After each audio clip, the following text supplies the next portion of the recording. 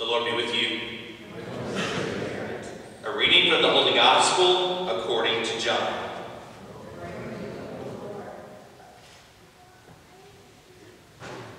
Jesus said to his disciples, "If you love me, you will keep my commands.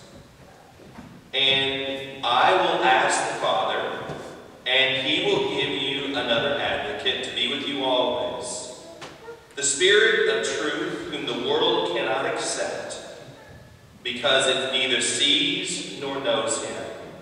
But you know him, because he remains, and his love remains in you. And your joy will be complete." The Gospel of the Lord.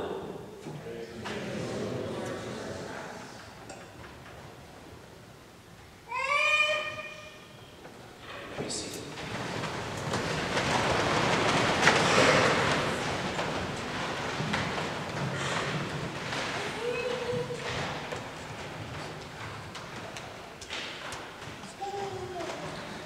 Lonnie and Jessica, I'd like to begin tonight by asking you a question. And the question is this: what do you think would bring you the greatest joy? Maybe for the two of you it would be being on the ball field and playing a great game, softball. Maybe it would be for you to just spend a quiet evening at home, alone, together.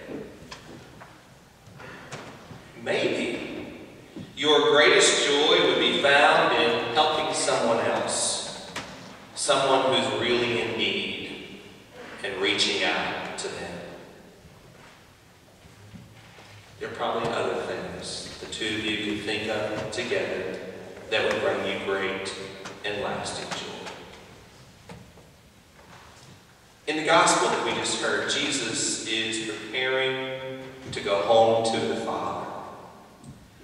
And he leaves the Holy Spirit behind, the advocate, to assist the disciples in living the commandments. Moreover, he says that in doing this, that my joy will be in you, and your joy will be complete. He concludes his farewell to the disciples by saying that this joy will come to life as they love one another. There's no greater joy than loving each other. Knowing what true joy is the key to a successful life. And I think the two of you are going to be very successful together. The two of you learned this joy from your parents, as they were first to teach you about the joy of God and the love of God. Before we go any further tonight, I hope you don't mind, but I'd like to thank your moms and your dad for teaching this couple how to love as you have and how to be joyful. Thank you. The church thanks you for instilling within them the key to joy, which is love. There's nothing greater that we could share with the world than to be joyful and to share that joy with others. As Lonnie and Jessica were getting ready for this great sacrament of marriage, I asked them to spend some time and to write a letter to each other. We don't write letters a lot today, but letters give us an opportunity to express a deeper way how we feel about one another. In the letter, I asked them to write about their hopes, fears, and dreams that they had as they approached the great sacrament of marriage.